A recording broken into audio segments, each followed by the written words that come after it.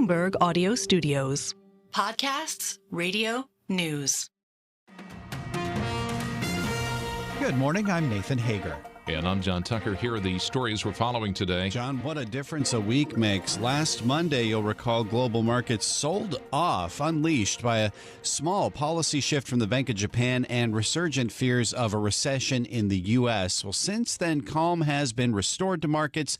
Stocks are once again stabilizing this morning. Julian Emanuel, Senior Managing Director at Evercore ISI, thinks the worst is behind us. With the VIX in the 20s, still, you can never be confident of the calm, and we've certainly got some very important inflation numbers. But we do think that the violence of what we've seen indicates that, in all likelihood, the worst of it is over. Evercore's Julian Emanuel. The S&P 500 has closed down for 4 straight weeks, its longest losing streak in almost a year. Yeah, the big market catalyst this week may come out Wednesday. That's when we get a new reading on inflation. The consumer price index for July expected to have risen 0.2% from June for both the headline figure and the so-called core gauge that strips out food and energy. Andrew Hollenhorst is chief U.S. economist at Citi. I think it's going to be softer, and that is why the focus has really shifted to the labor market and to growth, and that data is getting more attention. We have 0.18% month on month. I think the number to look for is that core CPI number is going to be less than 0.25% month on month. Andrew Hollenhorst at Citigroup. According to the bank, traders are positioning for the S&P 500 to move 1.2% in either direction when the Consumer Price Index report is released. Well, meanwhile, John, another Fed official is cautioning investors not to expect a definite rate cut. Fed Governor Michelle Bowman says she still sees upside risks for inflation and continued strength in the labor market. Money markets have fully priced a rate cut in September and about 100 basis points of easing for the year. And expect more rate cuts overseas. In fact, a Bloomberg survey of forecasters expects the European Central Bank to cut rates 6 times by the end of the year. The survey sees the benchmark rate hitting 2.25% in December 2025, following 6 consecutive quarter-point reductions. Well, let's get to the latest in the presidential race now, John. President Biden is giving his fullest explanation yet for why he decided to end his reelection campaign. In an interview on CBS Sunday Morning, the president described the pressure within his own party to step aside. Polls we had showed that it was a neck-and-neck race. Would have been down to the wire. But what happened was a number of my Democratic colleagues in the House and Senate thought that I was going to hurt them in the races. And he name-checked the former Speaker of the House as one of the Democrats who applied that pressure. I was concerned if I stayed in the race, that would be the topic. You'd be interviewing me about why did Nancy Pelosi say, why did someone... And I thought it would be a real distraction. President Biden said it's most important that Democrats defeat former President Trump. CBS Sunday Morning can be heard Sunday mornings at 10 on Bloomberg Radio in New York, Boston, and Washington, D.C. Vice President Kamala Harris has followed up her swing state tour with a fundraiser in San Francisco. That story this morning from Bloomberg's Ed Baxter. Harris returned to her home base, raising more than $12 million at an event attended by top California Democrats. Guests at the event included Tom Steyer, San Francisco Giant CEO Larry Baer, Hollywood mogul Jeffrey Katzenberg, along with former House Speaker Nancy Pelosi and Governor Gavin Newsom. Her campaign also is reporting she raised $310 million in July. Now, the new New York Times and Siena College poll shows her running 6 points ahead in Wisconsin, Pennsylvania, and Michigan, outside the 2.5% margin of error. And the latest Bloomberg Morning Consult poll says even with Donald Trump in the aggregate swing states. Ed Baxter, Bloomberg Radio. All right, Ed, thank you. Now, former President Trump's next bid to stall Vice President Harris's momentum will be on social media. Trump plans to sit for an interview tonight on X with its owner, Elon Musk. The billionaire is promising an unscripted conversation with no limits on subject matter. Musk often butted heads with Trump when he was in the White House, but he did endorse the former president after the attempt on his life last month. Elon Musk's interview with former President Trump on X is set for 8 p.m. Wall Street time, and you can listen live on Bloomberg Radio. And now to the latest developments in the Middle East. The leaders of France, Germany, and Britain have endorsed calls for a ceasefire in Gaza, the return of scores of hostages held by Hamas, and the unfettered delivery of humanitarian aid.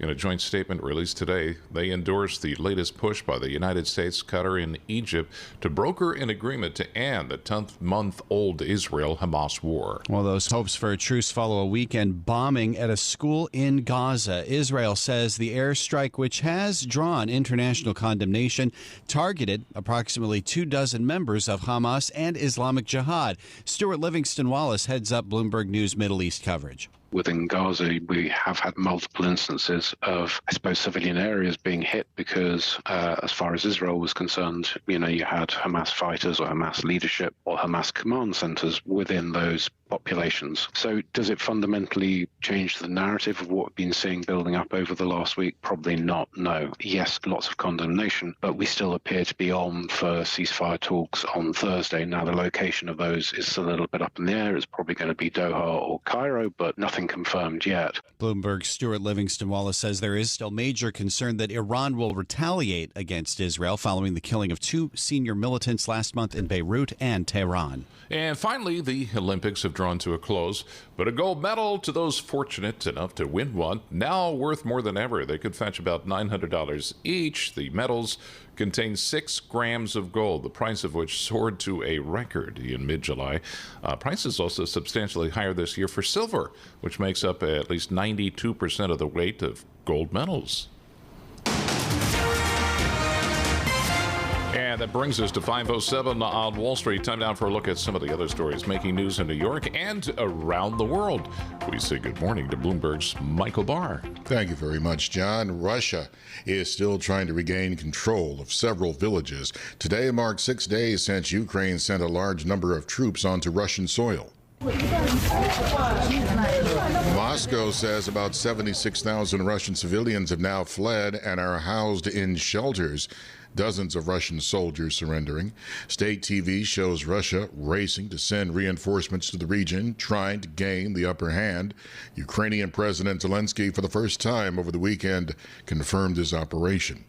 Senate Majority Leader Chuck Schumer blasted a plan he says came from far-right Republicans that would significantly cut the proposed budget of the Centers for Disease Control and Prevention by 22%. Speaking in New York, Schumer warns that these kinds of cuts would ultimately endanger the public. That is outrageous. That is outrageous. 22% cut in the CDC budget at a time of a food safety crisis. Schumer citing the ongoing listeria outbreak with deli meats that have killed several Americans and sickened dozens of others as one reason why the public needs the CDC. Jury selection is scheduled to begin today in Las Vegas in the murder trial of a former Clark County public administrator. Prosecutors allege Robert Tellis killed Las Vegas Review-Journal reporter Jeff German in September of 2022. The Las Vegas Review-Journal's attorneys say they plan to hand over thousands of electronic files belonging to the victim. That could delay the start of the trial. Finally, as we've been talking about, the 2024 Summer Games come to a close in Paris. Already the countdown begins for the Games in Los Angeles. Athletes like USA soccer star Sophia Smith tell us 2028 is not that far off. Some of our games here felt like home games, and that's people traveling, fans here. Playing at home is going to just be like insane. Tom Cruise made a Hollywood-style entrance at the closing ceremony, rappelling down onto the stadium, riding off with the Olympic flag on a motorcycle bound for L.A. John Stashower will have more on the games in just a moment. Global news 24 hours a day, whenever you want it, with Bloomberg News Now. I'm Michael Barr. This is Bloomberg, John. Michael, thank you. That brings us to 5:10 on Wall Street. Yeah, it's time for the Bloomberg Sports Update, and we say good morning to John Stashower. All right, good morning, John Tucker. Pretty hard to have a worse weekend than what the Mets just had in Seattle. They lost 6-0 and then 4-0, and last night they lost 12-1 in the series. Only 17 hits, struck out 28 times. 13 of those came last night. The Mariners got 2 home runs from Cal Raleigh. They sent Luis Severino to another loss. He's given up 14 earned runs in his last 3 starts. Mets still only a half game out for the third National League wildcard spot. That's due to Atlanta losing 7 of the last 8. The Braves had an 8-2 8th-inning lead at Colorado and lost 9-8. Yankees nearly blew a big lead. They were up 6-1 on Texas. They led 8-3 in the 8th inning. They held on, beat the Rangers 8-7. 2 home runs for Juan Soto, his 5th multi-home run game. Giancarlo Stanton had a 3-run shot, and Aaron Judge hit home run number 42. The Orioles lost 2-1 at Tampa Bay. Baltimore and the Yanks tied for first. Houston Astros finished a sweep for the Red Sox, 10-2. The Olympics did end. They ended with the gold medal game in women's basketball. The U.S. able to win its 8th gold in a row, literally by inches. France made a shot at the end with a foot on the line, so a 2-point shot, not a 3, and the U.S. won by 1. A'ja Wilson scored 21 points. When the buzzer went off and the backboard turned red, I was like, oh my God, it was a 2. And then it hit me. I was like, wait, no, we won.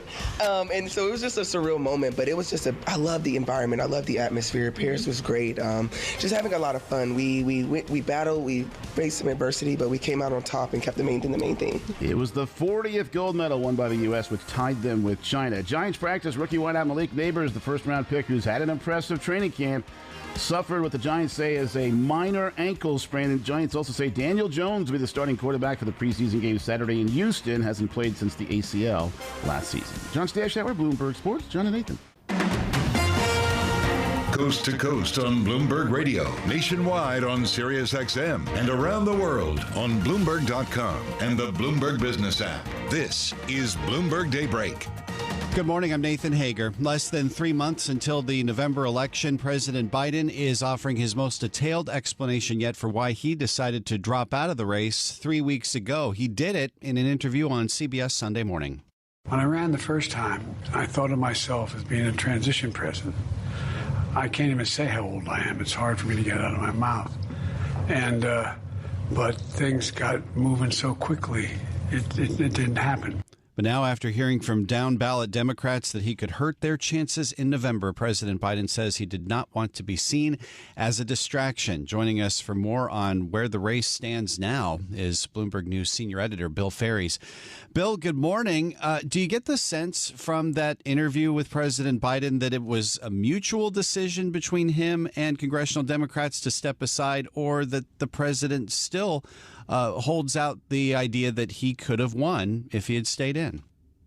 Well, he went on in that interview to say that, the polls showed it was going to be neck and neck, right down to the wire at the end. I think, people looking back at that would say, the polls, the momentum seemed to certainly be with Donald Trump. And we know now that a lot of the money, a lot of the donations that are so key to running the campaign had really dropped off. And you've seen that rebound really quickly with Kamala Harris's candidacy. But yeah, it does sound like the president trying to find a way to explain what happened without kind of admitting to a lot of the pressure that came down on him in those waning days. Well, to that point, Bill, we're certainly seeing the evidence of the momentum shift since Harris took the baton with this latest fundraiser in her home turf of San Francisco, and a new New York Times Siena College poll that shows a bump for her in some key swing states. Yeah, Kamala Harris holding a 4-point lead over Donald Trump outside the margin of error in 3 of those key swing states. And then going back to her, where she started in politics in San Francisco, picking up a cool $12 million at one event with, investor Tom Steyer, the CEO of the San Francisco Giants, Larry Baer, Jeffrey Katzenberg, Governor Newsom, a real kind of outpouring of support for her there. And so just kind of keeping that money train rolling that we've seen since she got into the race on July 21st. Now, we are expecting President Biden and Vice President Harris to appear together for the first time since he bowed out and she came in. How important is it for the president to get back on the trail with Vice President Harris and sort of flesh out her economic message this week? I mean, I think there's certainly a symbolic importance of having them out there to show that he is really with her. It will be interesting to see how much he is really out there on the campaign trail in the weeks and months ahead, whether that's something that really helps Harris, or, and where he is deployed. Is he deployed to battleground states, or is he deployed to more safe havens for the Democrats? So that's something that I think we're going to watch. But it is certainly symbolically important to have them together at a campaign event and kind of put to bed some of the I think maybe some of the talk on the fringe about how this was kind of the Democrats ousted him, and that as Donald Trump has repeatedly tried to say that Biden wants back in. I think we're going to see that put to rest, but it will be an interesting moment, and we'll be watching to see how often they appear together. How interesting a moment do you think it's going to be tonight when former President Trump is expected to sit down with Elon Musk on X this evening? Get your popcorn out. It could be a free-for-all. We have no idea what kind of tangents that interview, as they're calling it, will go. And when Ron DeSantis announced his candidacy on X, it was plagued by a lot of technical issues. So Elon Musk has been out there saying that they're testing the system to make sure nothing like that happens again.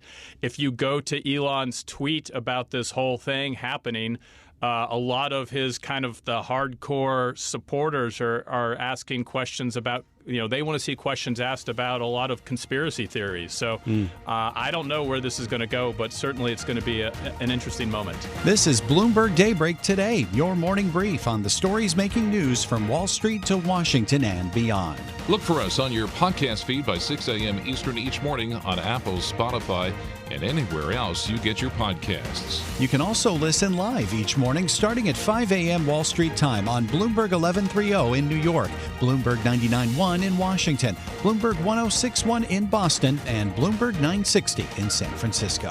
Our flagship New York station is also available on your Amazon Alexa devices. Just say, Alexa, play Bloomberg 1130. Plus, listen coast to coast on the Bloomberg Business app, Sirius XM Channel 119, the iHeartRadio app, and on Bloomberg.com. I'm Nathan Hager. And I'm John Tucker. Join us again tomorrow morning for all the news you need to start your day right here on Bloomberg Daybreak.